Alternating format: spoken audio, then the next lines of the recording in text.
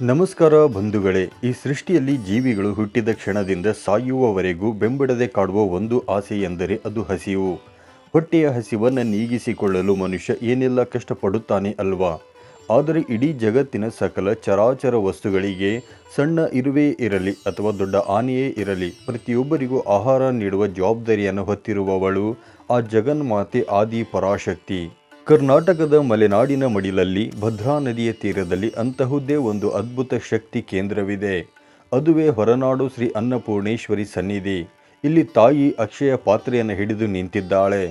ಈ ಕ್ಷೇತ್ರಕ್ಕೆ ಬಂದ ಯಾವೊಬ್ಬ ಭಕ್ತನು ಹಸಿದ ಹೊಟ್ಟೆಯಿಂದ ಮರಳಿದ ಉದಾಹರಣೆಯೇ ಇಲ್ಲ. ಇಂದಿನ ಈ ವಿಶೇಷ ಸಂಚಿಕೆಯಲ್ಲಿ ನಾವು ಹೊರನಾಡು ಕ್ಷೇತ್ರದ ಇತಿಹಾಸ, ಅಲ್ಲಿನ ವಾಸ್ತುಶಿಲ್ಪದ ವಿಶೇಷತೆ, ಅಗಸ್ತ್ಯ ಮಹರ್ಷಿಗಳ ತಪಸ್ಸು ಮತ್ತು ಅಲ್ಲಿನ ಅನ್ನದಾನದ ಮಹತ್ವದ ಬಗ್ಗೆ ಅತ್ಯಂತ ವಿವರವಾಗಿ ತಿಳಿಯೋಣ. ಈ ಕ್ಷೇತ್ರದ ಭೌಗೋಳಿಕ ಸೌಂದರ್ಯ ಮತ್ತು ವಾಸ್ತುಶಿಲ್ಪ.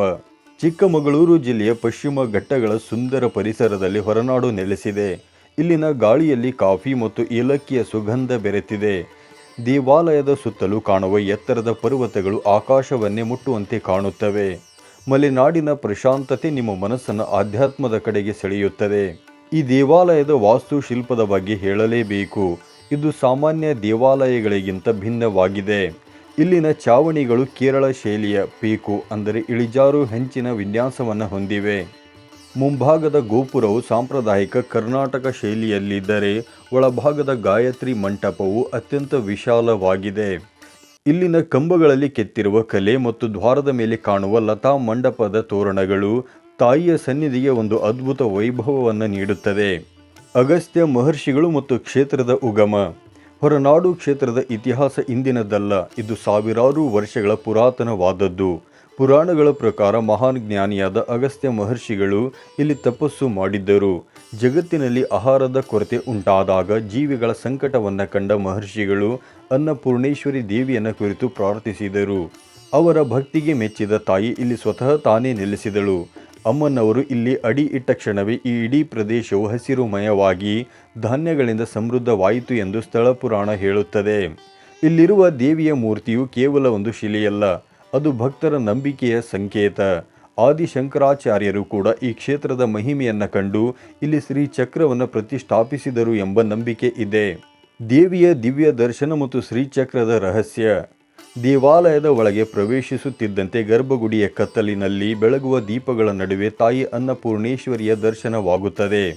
ತಾಯಿಯು ಪದ್ಮಾಸನದಲ್ಲಿ ಕುಳಿತಿದ್ದಾಳೆ. ಅವಳ 4 ಕೈಗಳಲ್ಲಿ ಶಂಖ, ಚಕ್ರ ಮತ್ತು ಶ್ರೀಚಕ್ರಗಳನ್ನು ಕಾಣಬಹುದು. ತಾಯಿಯ ಮುಖದ ಮೇಲಿರುವ ಆ ಮಂದಸ್ಮಿತ ನಗು ಭಕ್ತರ ಎಲ್ಲ ದುಃಖಗಳನ್ನು ಮರೆಸುತ್ತದೆ. ವಿಶೇಷವೆಂದರೆ ತಾಯಿಯ ಮೂರ್ತಿಯು ಸಂಪೂರ್ಣ ಚಿನ್ನದಿಂದ ಲೇಪಿತವಾದಂತೆ ಹೊಳೆಯುತ್ತದೆ.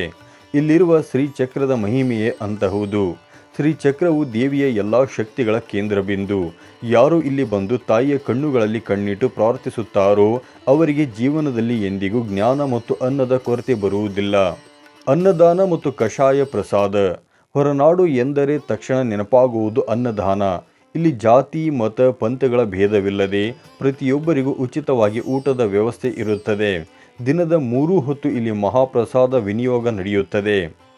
ಇಲ್ಲಿನ ಅನ್ನದಾನದ ವಿಶೇಷ ಏನೆಂದರೆ ನೀವು ಎಷ್ಟು ಹೊತ್ತಿಗೆ ಬಂದರೂ ತಾಯಿ ನಿಮ್ಮನ್ನು ಹಸಿದು ಕಳಿಸುವುದಿಲ್ಲ. ಇನ್ನೊಂದು ಮರೆಯಲಾಗದ ವಿಷಯವೆಂದರೆ ಇಲ್ಲಿ ನೀಡುವ ಕಷಾಯ. ಬೆಳಗ್ಗೆ ತಾಯಿಯ ದರ್ಶನಕ್ಕೆ ಬರುವ ಭಕ್ತರಿಗೆ ಶುಂಠಿ ಮತ್ತು ಗಿಡಮೂಲಿಕೆಗಳಿಂದ ಮಾಡಿದ ಬಿಸಿಯಾದ ಕಷಾಯವನ್ನು ನೀಡಲಾಗುತ್ತದೆ. ಮಲೆನಾಡಿನ ಚಳಿಗೆ ಈ ಕಷಾಯದ ರುಚಿ ಅಮೃತದಂತೆ ಭಾಸವಾಗುತ್ತದೆ. ಈ ಪ್ರಸಾದವು ಕೇವಲ ಹಸಿವನ್ನಲ್ಲ, ದೇಹದ ಆರೋಗ್ಯವನ್ನೂ ಕಾಪಾಡುತ್ತದೆ. ಅಕ್ಕಿ ಪ್ರಸಾದದ ಪವಾಡ ಮತ್ತು ನಂಬಿಕೆ. ಹೊರನಾಡಿಗೆ ಹೋಗಿ ಬಂದರೆ ಅನೇಕ ಭಕ್ತರು ಒಂದು ಅದ್ಭುತ ಅನುಭವವನ್ನು ಹಂಚಿಕೊಳ್ಳುತ್ತಾರೆ. ದೇವಾಲಯದ ಅರ್ಚಕರು ದೇವಿಯ ಸನ್ನಿಧಿಯಲ್ಲಿ ಪೂಜಿಸಿದ ಸಣ್ಣ ಪ್ರಮಾಣದ ಅಕ್ಕಿಯನ್ನು ಪ್ರಸಾದವಾಗಿ ನೀಡುತ್ತಾರೆ. ಈ ಅಕ್ಕಿಯನ್ನು ಮನೆಗೆ ತಂದು ನೀವು ಪ್ರತಿದಿನ ಬಳಸುವ ಅಕ್ಕಿಯ ಪಾತ್ರೆಯಲ್ಲಿ ಅಥವಾ ಧಾನ್ಯದ ಪೆಟ್ಟಿಗೆಯಲ್ಲಿ ಹಾಕಬೇಕು. ಹೀಗೆ ಮಾಡುವುದರಿಂದ ಮನೆಯಲ್ಲಿ ಲಕ್ಷ್ಮಿ ನೆಲೆಸುತ್ತಾಳೆ ಮತ್ತು ಎಂದಿಗೂ ಆಹಾರದ ಅಭಾವ ಉಂಟಾಗುವುದಿಲ್ಲ ಎಂಬುದು ಭಕ್ತರ ದೃಢ ವಿಶ್ವಾಸ. ಇದು ಕೇವಲ ನಂಬಿಕೆ ಅಲ್ಲ, ಸಾವಿರಾರು ಕುಟುಂಬಗಳ ಅನುಭವವೂ ಕೂಡ ಹೌದು. ಉತ್ಸವಗಳು ಮತ್ತು ಪ್ರಾಯೋಗಿಕ ಮಾಹಿತಿ. ಹೊರನಾಡಿನಲ್ಲಿ ಅನೇಕ ಉತ್ಸವಗಳು ನಡೆಯುತ್ತವೆ. ಅದರಲ್ಲಿ ಅತ್ಯಂತ ಪ್ರಮುಖವಾದದ್ದು ಅಕ್ಷಯ ತೃತೀಯ. ಈ ದಿನವನ್ನು ದೇವಿಯ ಜನ್ಮದಿನವಾಗಿ ಆಚರಿಸಲಾಗುತ್ತದೆ. ಅಂದು ಸಾವಿರಾರು ಭಕ್ತರು ಸೇರಿ ವಿಶೇಷ ಪೂಜೆಗಳಲ್ಲಿ ಪಾಲ್ಗೊಳ್ಳುತ್ತಾರೆ. ಮೇ ತಿಂಗಳಿನಲ್ಲಿ ವಾರ್ಷಿಕ ರಥೋತ್ಸವ ಕೂಡ ಅದ್ಧೂರಿಯಾಗಿ ಜರುಗುತ್ತದೆ. ಇನ್ನು ಇಲ್ಲಿಗೆ ಹೇಗೆ ತಲುಪುವುದು? ಬೆಂಗಳೂರಿನಿಂದ ಅನೇಕ ಖಾಸಗಿ ಮತ್ತು KSRTC ಬಸ್ಸುಗಳು ಹೊರನಾಡಿಗೆ ನೇರವಾಗಿ ಬರುತ್ತವೆ. ಶಿವಮೊಗ್ಗ ಅಥವಾ ಮಂಗಳೂರಿನಿಂದ ಕೂಡ ಇಲ್ಲಿಗೆ ಬರಬಹುದು.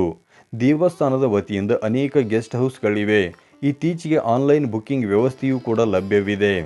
ಇಲ್ಲಿಗೆ ಬಂದವರು ಹತ್ತಿರದಲ್ಲಿ ಇರುವ ಕಳಸ ಶ್ರೀ ಕಳಸೇಶ್ವರ ದೇವಾಲಯ ಮತ್ತು ಕುದುರೆಮುಖ ರಾಷ್ಟ್ರೀಯ ಉದ್ಯಾನವನವನ್ನು ಸಂದರ್ಶಿಸಬಹುದು. ಬಂಧುಗಳೇ, ಹೊರನಾಡು ಅನ್ನಪೂರ್ಣೇಶ್ವರಿ ದೇವಾಲಯವು ನಮಗೆ ಕಲಿಸುವ ಪಾಠವೆಂದರೆ ಸೇವೆ. ಹಸಿದವನಿಗೆ ಅನ್ನ ನೀಡುವುದು ದೈವದ ಆರಾಧನೆಗೆ ಸಮಾನ. ಜೀವನದಲ್ಲಿ ಒಮ್ಮೆಯಾದರೂ ಈ ಪವಿತ್ರ ಕ್ಷೇತ್ರಕ್ಕೆ ಭೇಟಿ ನೀಡಿ ಆ ತಾಯಿಯ ಮಡಿಲಲ್ಲಿ ಕುಳಿತು ಆ ಪ್ರಶಾಂತತೆಯನ್ನು ಅನುಭವಿಸಿ. ನಿಮ್ಮ ಮನೆಯಲ್ಲೂ ತಾಯಿ ಅನ್ನಪೂರ್ಣೇಶ್ವರಿಯ ಕೃಪೆ ಇರಲಿ ಎಂದು ಆಶಿಸುತ್ತಾ ಇಂದಿನ ಈ ವಿಡಿಯೋ ಮುಗಿಸುತ್ತಿದ್ದೇವೆ. ನಿಮಗೆ ಈ ಮಾಹಿತಿ ಇಷ್ಟವಾದರೆ ವಿಡಿಯೋ ಲೈಕ್ ಮಾಡಿ, ನಿಮ್ಮ ಫ್ರೆಂಡ್ಸ್ ಮತ್ತು ಫ್ಯಾಮಿಲಿ ಜೊತೆ ಶೇರ್ ಮಾಡಿ. ಕಾಮೆಂಟ್ ಬಾಕ್ಸ್ನಲ್ಲಿ ಓಂ ಶ್ರೀ ಅನ್ನಪೂರ್ಣೇಶ್ವರಿಯೇ ನಮಃ ಎಂದು ಬರೆಯಲು ಮರೆಯಬೇಡಿ. ಇಂತಹ ಹೆಚ್ಚಿನ ವಿಡಿಯೋಗಳಿಗಾಗಿ ನಮ್ಮ ಚಾನಲ್ ಸಬ್ಸ್ಕ್ರೈಬ್ ಮಾಡಿ. ಧನ್ಯವಾದಗಳು.